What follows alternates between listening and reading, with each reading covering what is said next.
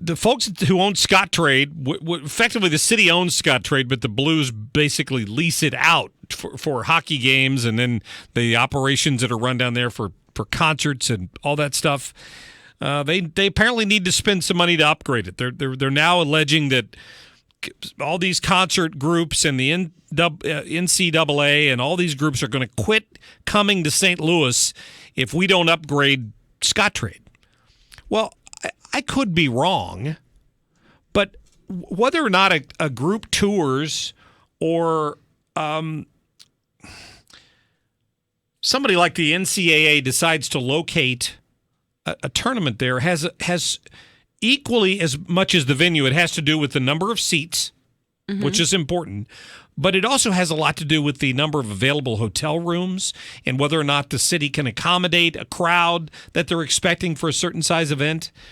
I'm not quite sure, and it may be the Blues that have this issue, because these professional sports teams in the NFL were kind of snobbish that the Edward Jones Dome was no longer in the top 10 tier of stadiums in the country, and that was their excuse for getting out of their lease to go to L.A. Mm-hmm.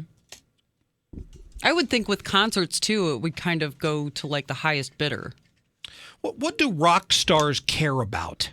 Money. They care about how many music. Seats are in the how many butts are in the seat. That's all they care about, right? It's the music. That's and all they care about. How many people are holding up their iPhones with the lights on and rocking back and forth when they're singing? Yep. That's all they care about. Mm-hmm. And if they spruce up the green room and they have enough red M&Ms and green M&Ms or whatever kind of liquor they want, they're usually happy. Yep. Because I'm sure they've played in some real dives in their life. Oh, sure. So I don't know. I think it's a little bit of an empty threat that people are suddenly going to stop coming if we don't do something to this arena. It's a pretty nice arena. Maybe they're feeling the heat from some of the other facilities around town. I'm guessing, I don't know for sure, but I would guess that Edward Jones Dome has a lot more seating than Scottrade does. But it would be one of those things where you have to know your audience, because if you're not going to have a packed arena, you don't want it to look empty. You don't want it to look tiny, right? Right. Exactly. Yeah. So. And the new facility over at SLU is a nice one. They fill that up all the time. Yeah, I really like that. Let me get to some phone calls here real quick. Ken, thanks for holding on. You're on the air.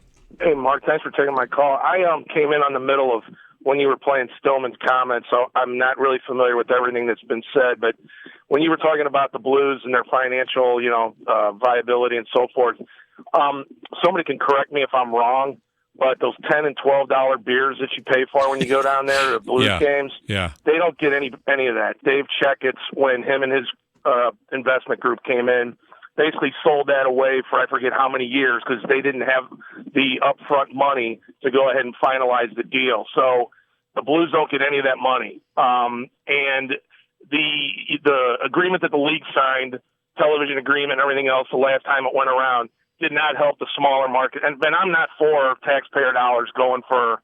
I'm not. I should have said that up front. As much as I love the Blues, but having said that, the teams that benefited the most out of that last agreement were the big market teams: the Maple Leafs, the Bruins, Rangers, the Hawks, Flyers, Rangers, etc. So it really didn't help any of the small market teams like the Blues, Tampa Bay, things like that. So, like I say, somebody can correct me if I'm wrong, but I don't think Stillman is not hurting, but the Blues really need a good playoff run, from my understanding, to really, make some substantial money. So, like I say, somebody can feel free to correct me if I'm wrong, but I'm 100% sure on those doggone concessions that they gave those away. Yeah, Checketts did. So they're kind of at a disadvantage right there, but the rest of it, like I say, I can't really comment on.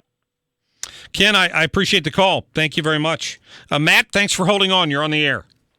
Hey, Mark, how you doing? Hey, great. Long-time listener, first-time calling. You got a great show. I want to say that first off. I appreciate that. And what I want to kind of compare this kind of to is one thing, that makes us neat is we have free museums and free zoos, and taxpayer dollars kind of go to that. And I'm more of a sports fan. I don't go to the zoo or the museums, but I understand my tax dollars go into that because that brings people here. What's the difference with sports or this bond issue? How's that kind of different than how we get our funding for the zoo and everything Well, I mean, like that. because the zoo's not a for-profit organization, right? Okay. I mean, that's how I'd look at it. That's the biggest difference I'd see. And I appreciate the call, and I see your point, Matt. I'm not a big fan of the zoo district, quite frankly. I mean, I grew up in Cincinnati. Cincinnati Zoo's nice. It's as, to my mind, it's the equivalent of what we've got here. But it costs you $18 or $20, or maybe more than that, to get in the door.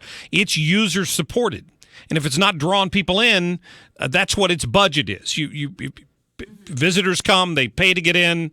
I think it's great that you can bring family and friends to town and say, "Hey, our zoo's free," but it's not free. We all pay for it. We all chip in to pay for it. And even the suggestion of some sort of a user fee to get in on top of the tax because they constantly need more money. I'm not a big fan of that. But to answer his question, I think the big difference is the zoo is not a for-profit organization.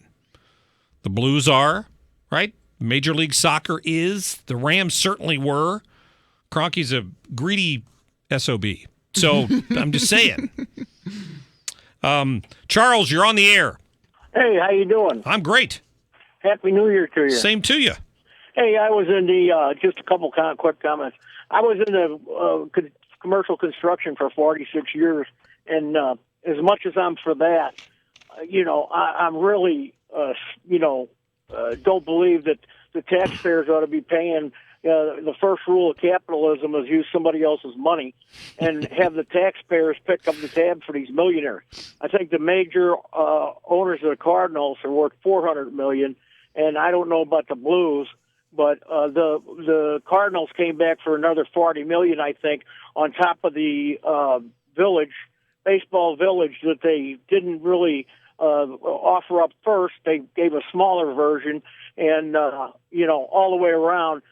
I don't think they need the money to pay for it or for none of these things. And if they sold the concessions, that's also capitalism. They sold it to make money to do a certain thing.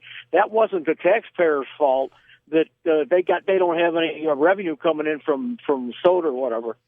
I just think that at some point, the people got to say enough's enough. Well, Charles, we found some common ground here.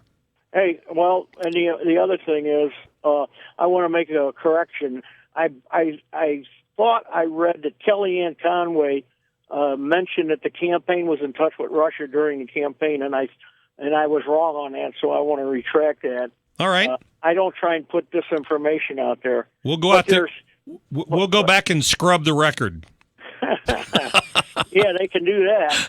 But as far as the rest of the stuff, I mean, if I could just get a dig in at Trump, he's out there. This tweeting at every turn over somebody said something is not very presidential. It's not what I'd want to see in my president. Well, and as far as Schwarzenegger and that show. He shouldn't even be thinking about that show. Everybody's thinking about running the country. But unfortunately, they built a hot office for Pence in the White House. He's probably going to be running the country. Charles, have a great day, my friend. Okay, buddy. All right, I'll see you. He kind of went on a circuitous route there. I agreed with him on the stadiums and the subsidies by taxpayers. Was he saying that Arnold should run for president? I don't know. I don't think Arnold can. I was going to say, I don't know that's a possibility. I don't think so. I don't think either of his parents were American. He's not he can't run for president. Okay. He just doesn't think Trump's qualified. He thinks Pence is going to be running things. I think that's what it gets down to.